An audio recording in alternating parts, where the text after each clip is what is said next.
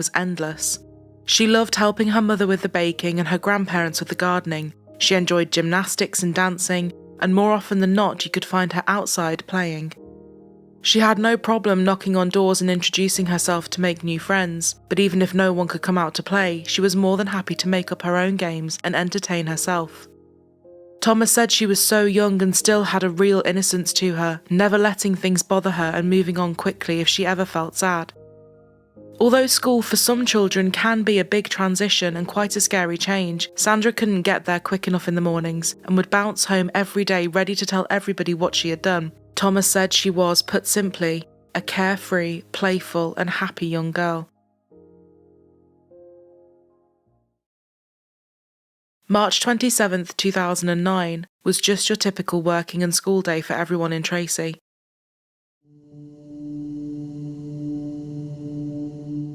Just after 2 p.m, Sandra was back at home and ready to fill everybody in on her day. She put her bag inside and then ran back out as she saw her brother coming home too.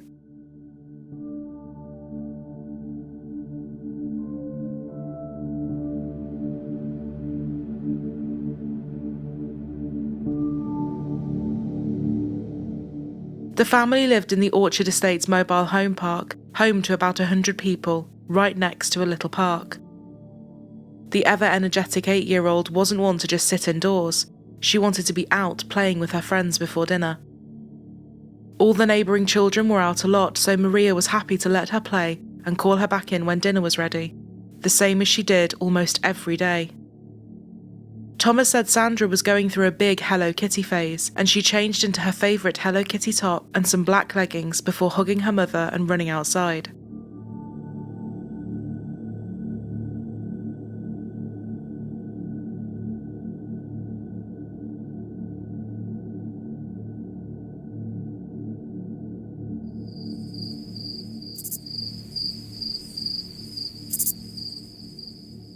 A few hours later, Maria asked Thomas to shout his sisters in for food.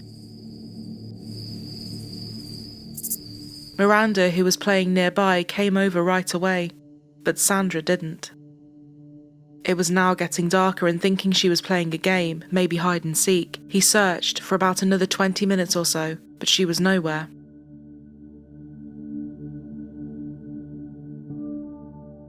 Maria and Simone got into the car and drove around asking the neighbours, but no one had seen her in hours.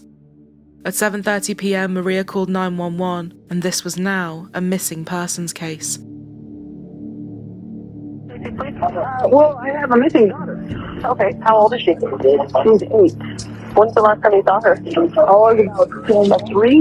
She told me she was going over to this one girl to play, and she hasn't been home.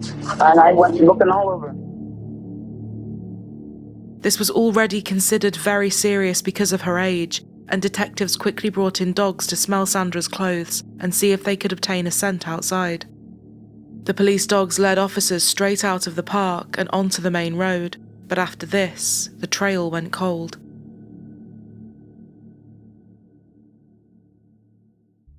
Detectives in the park took a picture of Sandra door to door, but no photo was needed. Absolutely everyone knew who she was, and as worried as they all were that she was missing, no one had any information. Search is on for a missing 8-year-old Tracy girl and continues this morning. Investigators say Sandra Cantu walked away from her home at the Orchard Estates mobile home park in Tracy. KCRA3 Sherikina Shams live in Tracy, where the search continues right now.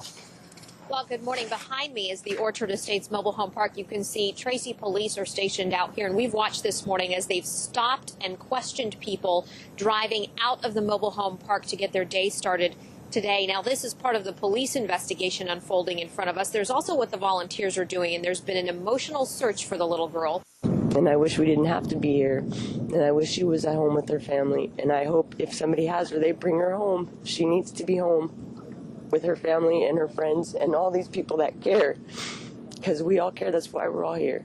And that's the voice of just one of some estimated 300 volunteers looking for the girl over the weekend. 8-year-old Sandra Cantu is Hispanic, 4 feet tall, and weighs 45 pounds with brown hair and brown eyes. So far, what we know from that surveillance tape is that it shows little Sandra Cantu leaving the mobile home park about 4 p.m. and then returning and then walking away again. So the question, where did she walk to that last time that she was being seen on that tape, and where is she today is what everybody would like to know. The investigation out here continues. Police say if you know anything, you're urged to contact Tracy Police.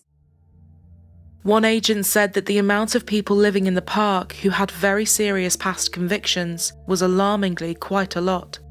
Everyone from sex offenders living close to Sandra to an ice cream truck driver that the neighbours found so creepy with their children they had taken to chasing him off when he came by. While they got to work asking questions, Sandra's grandfather Joe said they could have a look at his cameras, which he had only very recently installed after a break-in. His cameras showed Sandra leaving the house just as Maria had said, heading off to play. She soon came back skipping across the road, seeming happy, and it looked as if she was heading back to her house. But instead of going up the steps, she turned around and started walking off down the street, which was heading for one of the exits. There was no more footage of her on the tapes. She did not once come back into view. She had to have left the park, but she knew not to go out unless it was with her family or a trusted adult, so seeing her head that way made police think something or someone she knew had caught her attention.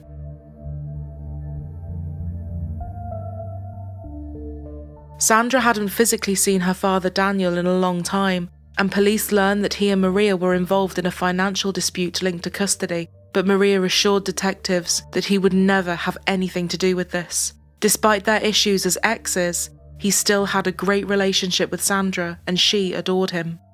The media were focused quite heavily on Daniel, and everyone was scrambling to get an interview with him.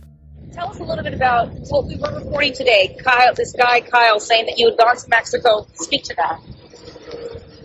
What would you like me to say about it? Obviously, you're not in Mexico. I'm right here in front of you. All I know is I received a call from my sister stating that my daughter was missing Friday, and this was on a Saturday. I rushed out here. I stood for a day, and I needed to get back for my job. And I think the reason why it's important for us to do this interview is because if the attention is taken off of you, then the attention can be put on the real person, if there is a person that abducted Sandra, or the search, instead of these things that are kind of thwarting people. It's like I told the detective, do everything you need to do your job to the best of your ability. So, do your job, do the best thing you can do. I thank you for all your prayers. I love you. If you can get to a phone, dial 911, babe. Call somebody, run, do anything you can do. But please try and get home. Thank you so much. I appreciate it. Daniel lived way out of town and his colleagues could account for him working over that weekend. Detectives were happy that he had nothing to do with his daughter's disappearance. 48 hours later, and investigators had now had over 700 leads to follow. They said to their relief, none of them indicated Sandra was dead. Young girls matching her description have been seen all over the place. We've had sightings from people all over California saying they've seen her, which would definitely suggest that she is still alive. Statistics show that she's probably still in Tracy, but if we get a tip in Nevada or in Southern California, wherever we get a tip, we are going to go, one officer said. But time was ticking by, and the local authorities needed more resources. They enlisted the help of CARD, which stands for Child Abduction Rapid Deployment, and this team is part of the FBI. The first few hours of a child going missing is absolutely crucial, but no one knew how long she had actually been missing for. There had been several hours that had passed since she left her trailer, and it was impossible to determine whether she had gone missing the second she left, or whether she had been out playing for hours when something happened. Special Agent Joseph Bryan was leading the CARD team, and he said that statistically speaking, after this length of time, a staggering and heartbreaking 97% of abducted children have already been murdered. But until you find a body, you're focused on that 3%. There were now over 200 officers from various agencies across the country involved. Until that point, in Northern California, there had only been one other missing person search as big as this one. The head of Tracy PD said she had to order people to go home and sleep. Every second of every day they were out, scared that in the hours they slept, they would miss something. As they entered into the following week, the community gathered together for a vigil. Thomas said he knew the outcome of this mystery was not going to be positive. Something terrible had happened to his sister, no matter how hopeful they were trying to be, and the vigil was more about feeling this grief together and being there for Maria.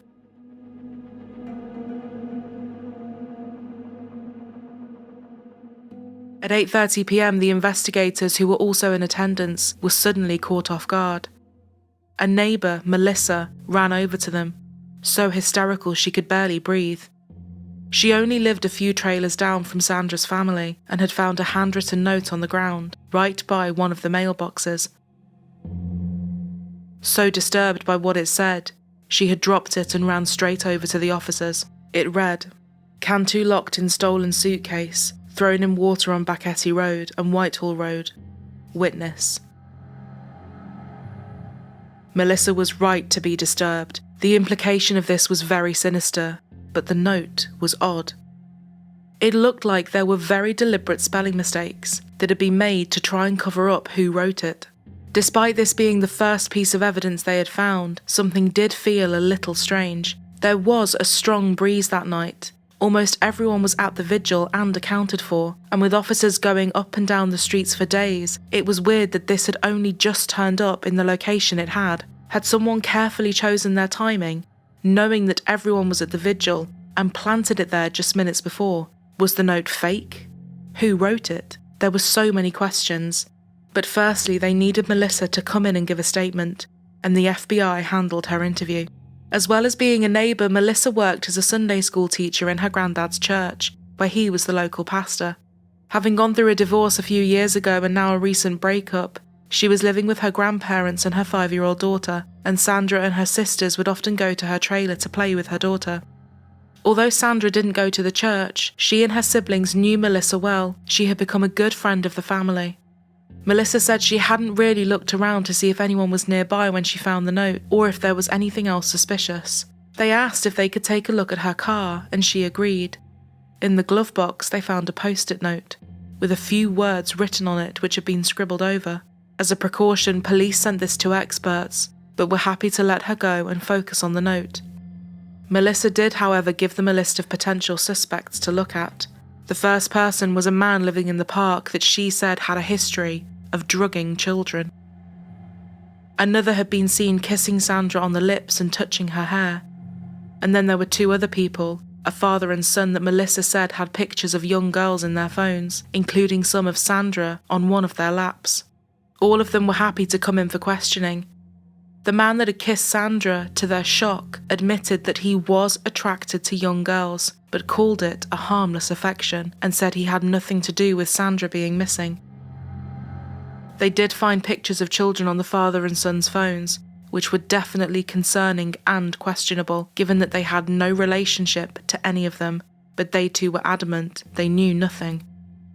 3 of them said they were even happy to undergo polygraph tests, something which is not admissible and could never be used in court, but they wanted to prove in any way they could that they weren't involved. One of the men, the same man who had admitted to kissing Sandra, passed the polygraph and showed no signs of deception, whereas the other men failed.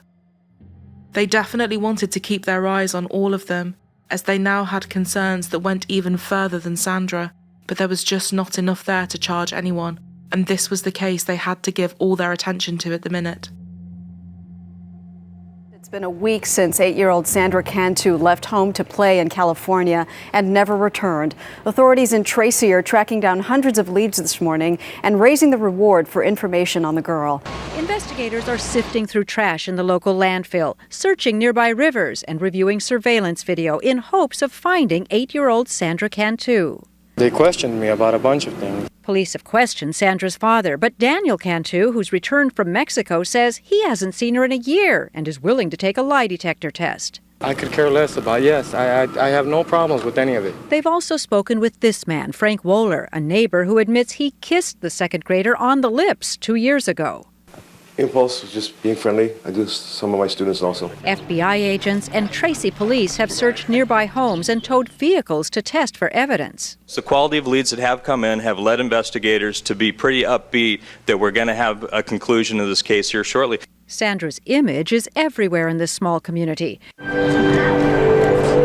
Residents continue nightly vigils, hoping their thoughts and prayers are answered soon. Hattie Kaufman, CBS News, Los Angeles. They wanted to talk to Melissa some more. She clearly had a lot of information about people in the park, and she was still the only person to have come forward with anything. From talking to neighbours, the general consensus was that Melissa would often insert herself into things or make things up to get people to talk to her and feel sorry for her. She loved being the centre of attention, and detectives wondered if this was what her behaviour was down to, or was she actually a genuine witness and just acting oddly. They found that Melissa had bipolar disorder, anxiety, depression, and post-traumatic stress disorder, and she did have a past with the law. She had a habit of stealing and on several occasions pleaded no contest to charges or being jailed. She was also a person of interest in a few arson cases, but had left town before anything came of them.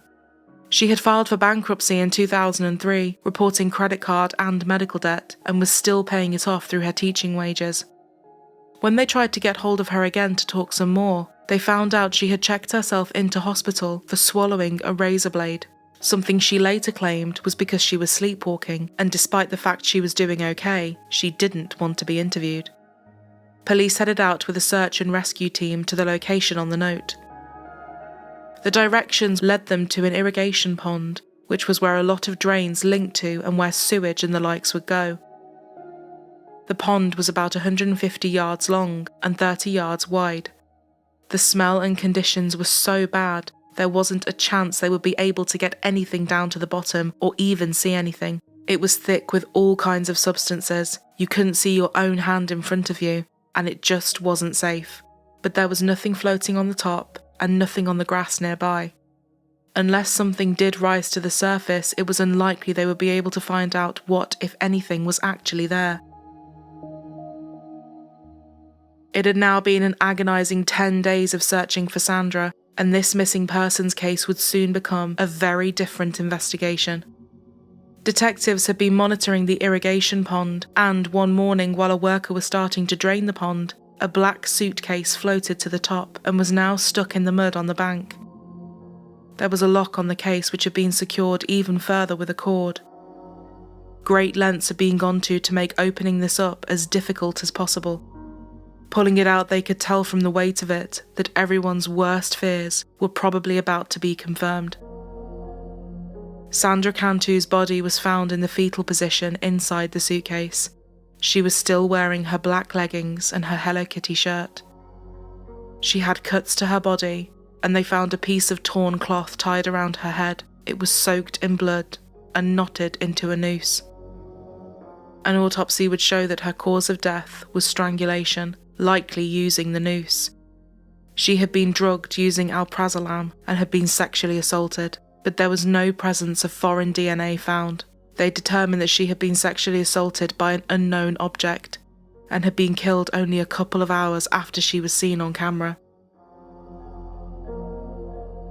The search for a little girl missing in California is now a hunt for a killer.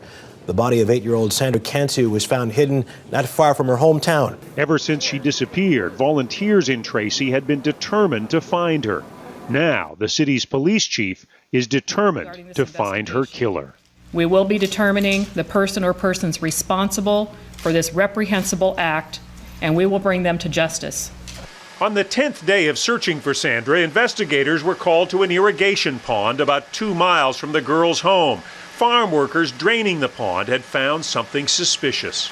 As the water began to flow, an object floated to the surface. They identified it as a black container. Inside the bag, we located the body of Sandra Cantu. The search for the second grader had been intense, with every passing day getting harder for her mother. How are you holding up? Not very good. I miss my baby. I miss my little girl. The 8-year-old girl that everybody in the community knew, the same one that knocked on their doors most days to ask if their children would come out to play, the same girl they invited in for dinner and treated like one of their own, was gone. Given the sexual assault, the police quickly built a profile of who their potential suspect would be. A white male, aged 25 to 40, a criminal past which would include sexual assault or possessing child abuse material. He would be someone who was known to Sandra and someone she trusted. Likely a neighbour living in the park or someone that knew another person within the park. This was not a random kidnap. Sandra knew her killer. The registered sex offenders in the area all had their alibis checked, and all of them could be accounted for. The neighbours near the pond were questioned, and one of them had seen something that stood out to him, although he didn't realise it at the time. He lived right near the ditch and said he had seen a dark purple two-toned SUV driving around on the Friday that Sandra went missing. The car was a distinctive colour and it didn't belong to any of the neighbours, and for obvious reasons it was a strange place to be parked up. Most people kept away from the swampy area. He thought it was so odd, in fact, he actually decided to approach the car to see if he knew the driver, but the car was empty. As he stood looking around, a woman suddenly came running out from the trees, saying she had to pull over to go to the toilet. She got back into the car and quickly sped away. The description he gave matched none other than Melissa Huckabee, and CCTV confirmed she drove the same car. Going back to look at the cameras, Melissa had gotten into her SUV from the parking spot just opposite Sandra's house at about 3:30 p.m. and drove it back towards her house, which was to the left of where Sandra lived. She then headed to her grandparents' church before being spotted by the resident at the pond at about 5:30 p.m. Despite the fact she was still in the hospital and they had been letting her rest, they were no longer talking to her as a potential witness or even a person of interest. They were now looking at her as a suspect. They marched in ready to get to the bottom of her stories, but she insisted she was none the wiser about what had happened, and all she had done was bring the note to their attention. At 4 p.m, when Sandra had last been seen, Melissa told police that she had been at her church decorating her classroom and hadn't seen anything around that area. Naturally, they asked if she could prove that's where she was, and phone records could provide this. She had actually made her own call to the police to report that her suitcase had been stolen from her driveway. She said that when she heard Sandra was missing, she had even sent a text message to Maria saying, "Tell the police I had something stolen today around 4 p.m. I don't know if that makes a difference or not." The suitcase Sandra was found in was the exact colour and model Melissa reported missing, a black Eddie Bauer suitcase, and the note she allegedly found didn't just say suitcase, it said stolen suitcase. Now there's improbable, and then there's impossible. And what Melissa was implying happened would mean that the person that had kidnapped and killed Sandra also happened to find her suitcase on her drive, decided to use that to conceal Sandra, and do all of this without being seen or heard by anyone in broad daylight. And then Melissa was the one who happened to find the note. Detectives decided they had to wiretap her phone, and 2 days after she was released from the hospital, they heard a call. Melissa called Maria to invite Sandra's sister Miranda over for a sleepover. Miranda did spend the night and told Maria she thought it was strange that Melissa only mentioned Sandra's disappearance once and seemed more interested in what evidence they had found. Their case against Melissa was building, but it was still all circumstantial. Another neighbour came forward and shared a story with officers. They said a short while before Sandra went missing, Melissa had taken one of the neighbouring children to the park for a couple of hours without getting her parents' permission. When the 7-year-old returned home, she was slurring her words, not making any sense, and could barely walk. Her parents rushed her to the hospital and found that she had been drugged with benzodiazepines, exactly the same as what they found in Sandra's system. Melissa denied drugging her and no charges were filed. With so many fingers now pointing at Melissa, she spoke to a reporter to try and clear her name. And the only reason that the police are we're here and over at the church so much is because Sandra was my daughter's best friend and came over here almost every day to play with my daughter. And another thing is the suitcase. That was my suitcase. It was stolen out from in front of my house. In order to make a report, it was over $200. I had to go online and make a report, and I do not have access to the internet. So do you believe your missing suitcase was the same suitcase that Sandra was found in? I do not know. From what I can see on TV, it does not look like my suitcase. The police have not disclosed any information as to whether or not it is my suitcase. There was a situation where you and your daughter were out with another kid, and then what happened there? There was someone accused you of something?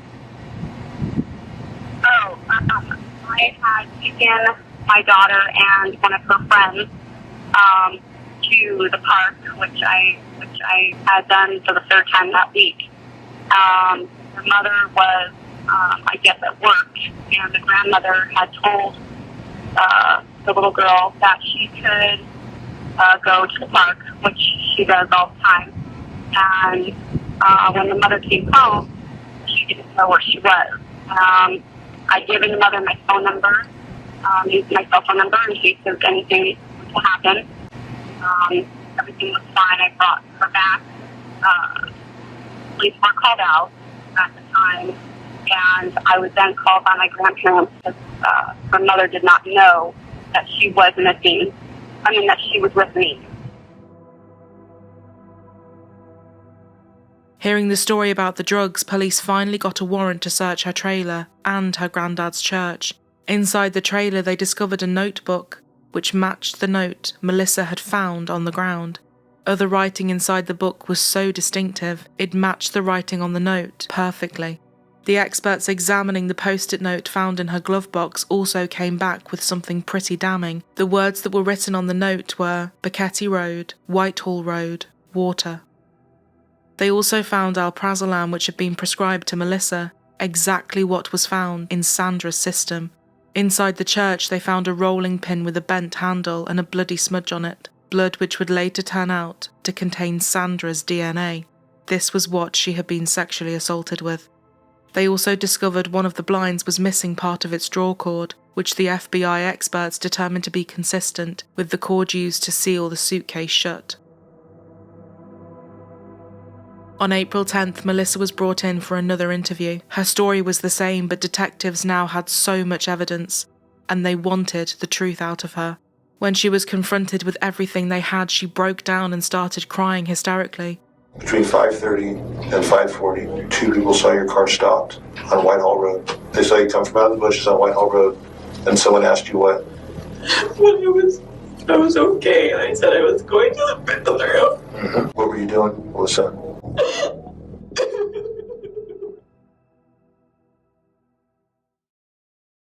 Through muffled tears, she said, "It was an accident. I can't live with myself. I deserve to just die. I didn't mean for it to happen. She just died." It was an accident. I told you it was an accident. I know it was. Accidents happen. Kill her. I went to church. I was there. And when I came outside, I looked at my suitcase. I went to take it out and it was heavy. And she was in there. She wasn't breathing or anything. What did she look like? She looked pale. And I killed her. I thought that she was dead. And I panicked. So what happened? I tried to wake her up and she wouldn't wake up. And I didn't know what else to do. She told the police that Sandra had spotted her getting into her car near her house, which was why she turned around in the road.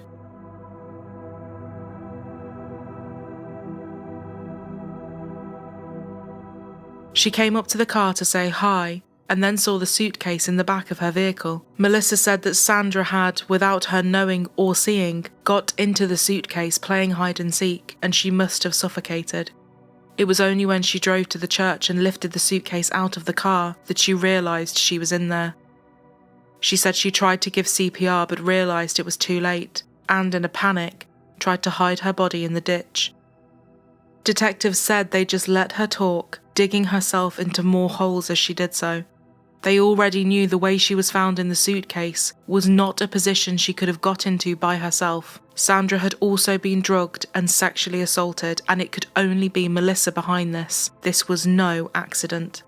It was a story so convoluted and calculated, the minute she stopped talking, they placed her in handcuffs. Melissa Huckabee was charged with the kidnap, sexual assault and murder of Sandra Cantu. She was also later charged with drugging the other 7-year-old and her 37-year-old ex-boyfriend. Sandra trusted her completely. She wouldn't have thought twice about going over to Melissa if she had called her towards the car. Police believed that Melissa coaxed Sandra into the car, likely on the premise of coming to help her decorate the church, and Sandra had no issue doing this. Melissa then drove her to her grandfather's nearby church, drugged her to the point where she would have either fallen unconscious or been totally unable to fight back, sexually assaulted her with the rolling pin, strangled her to death, and then stuffed her into the suitcase. By the time people were looking for Sandra, Melissa made the call to police about the suitcase, texted Maria, wrote the note, and attempted to stage being the hero. And we have this story tonight. Accused child killer Melissa Huckabee returns to court on Thursday in Stockton. Huckabee, meanwhile, sits in the San Joaquin County Jail, and jail records show that she has been showing some strange behavior of late. 28-year-old Melissa Huckabee is charged with kidnapping, rape, and the killing of 8-year-old Sandra Cantu.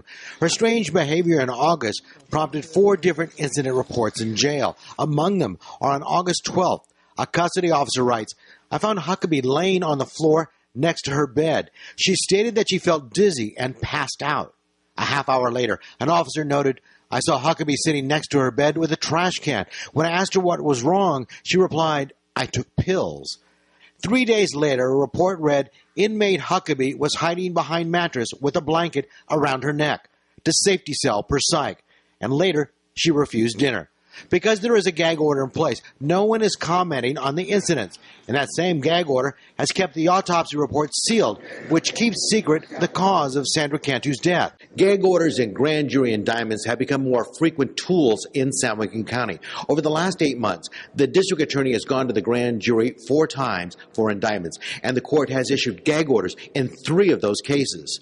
The defense's latest motion was to file for more evidence to be turned over, but so far has not put in motion to move the trial out of the county.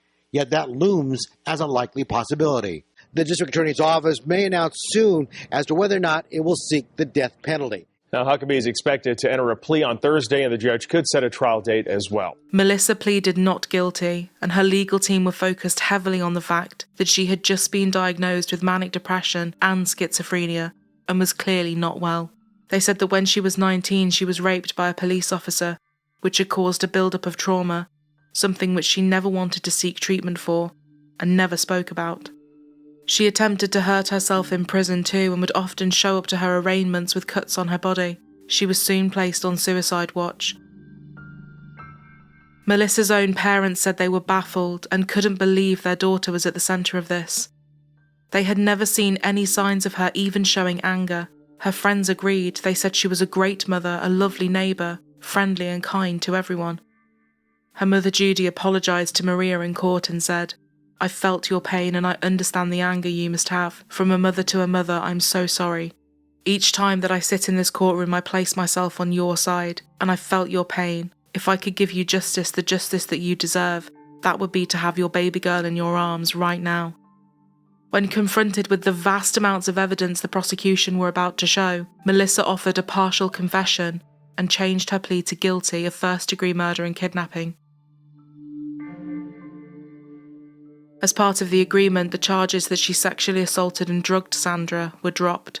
In pleading guilty, she avoided the death penalty and the charges of sexual assault, the drugging of Sandra as well as her ex-boyfriend, and the other 7-year-old neighbouring girl were all dropped. It is not enough that I say I'm sorry, but that is all I can do. From the day Sandra has died, I've had to live with the consequences of what I've done. For the rest of my life, I'm going to have to live with these feelings. I loved Sandra a great deal. She was sweet, innocent little girl who did not deserve to have such a short life. I alone are responsible for Sandra's death. I would like to apologize directly to you, Maria, for all of the pain that I have caused. I should not have taken Sandra from you, and I want you to know that she did not suffer, and I did not sexually molest your daughter. I would also like to apologize to my own daughter, whom I have lost. I hope that someday you will forgive me. I love you a great deal, and I hope to see you again someday soon. I owe an apology to the people of Tracy, the police officers who spent so much time looking for Sandra. I know in my heart that God has forgiven me, and I know my family has forgiven me, and I'm asking you, Maria, for your forgiveness. I can't imagine forgiving somebody who would harm my own daughter, but I hope that someday you can forgive me. Maria, I wish I could give you an explanation for what happened. I owe you an explanation. But I still cannot understand why I did what I did. Every day, I try to discover my motivation, but I still do not have an answer. This is a question I will struggle with for the rest of my life. And I hope that this apology will help you in some way by accepting responsibility for what I have done. I hope that I can give you some peace.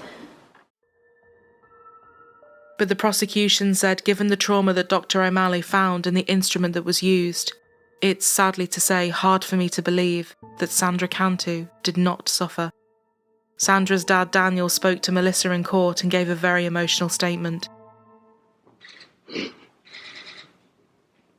You took the life of an innocent little girl, and she didn't do nothing. She's not even old enough to decide to eat ice cream yet.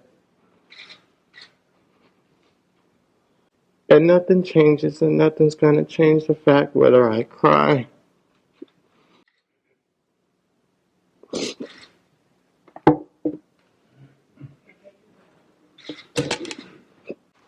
Ain't nothing you do in life ever going to change anything. Mr. Cantu, I need you to address your comments to me. She changed the lives of a lot of people. All I can say right now is repent and think about what you've done. I'm sorry.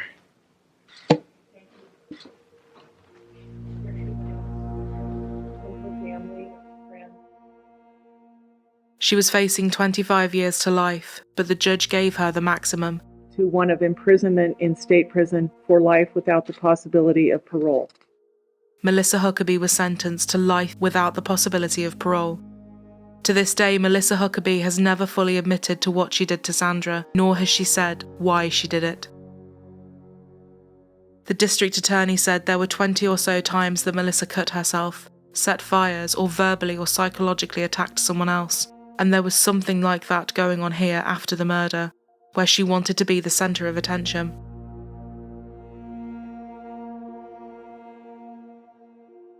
Today would have been murder victim Sandra Cantu's 9th birthday. Her family and friends gathered to remember her short life and to honor those who had tried to save her. KCRA 3's Damani Lewis is live for us in Tracy with more on this painful birthday observance.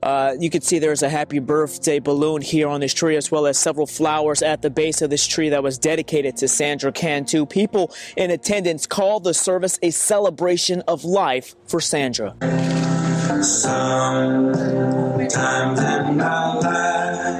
A fitting opening song. She's a beautiful girl. For a mother who has needed a family and community to lean on through difficult times. Yeah, there's a lot more people than what I thought. Overwhelmed by the amount of support, Maria Chavez, mother of 8-year-old Sandra Cantu, found herself engulfed by friends and strangers alike, all here in support of what would have been the 9th birthday of Tracy's angel. For many here, they choose not to focus on the pain of the past. This is the celebration of life, absolutely. It's to go beyond the negativity that has happened and to keep the positive. That's where Sandra's strength is in this community. And every story shared of Sandra, a tear soon followed. But on this night, family members say they gained strength through the community.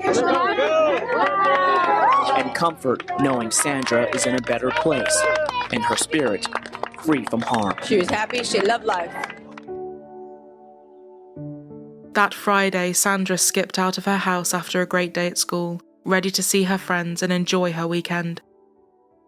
To think about what happened to her in that church is so awful, and the fact that it was at the hands of someone she and her family trusted and loved so much makes it even more sickening. Right outside her favourite place, her school, the community of Tracy created a special area in her memory. They planted a tree with pink blossoms, built a little sand volleyball court, and a kids' playhouse called Sandra's Cottage. Her grandfather said he wanted it to become a family setting, something she would have loved to go to with her siblings, and something that other children could come and enjoy and make new friends there. Neighbours said that Sandra was like the community's daughter. Everyone knew her so well and saw her as part of their own family. When she went missing, it was a sobering moment for everyone. One officer said life is precious, and this little girl only had 8 years, and that's it. Thomas said, she took one of the biggest parts of our lives away, the joy of watching someone blossoming into something they could have been. Time does heal some of it, but there's always things that will linger, and that's okay. That's what makes us human.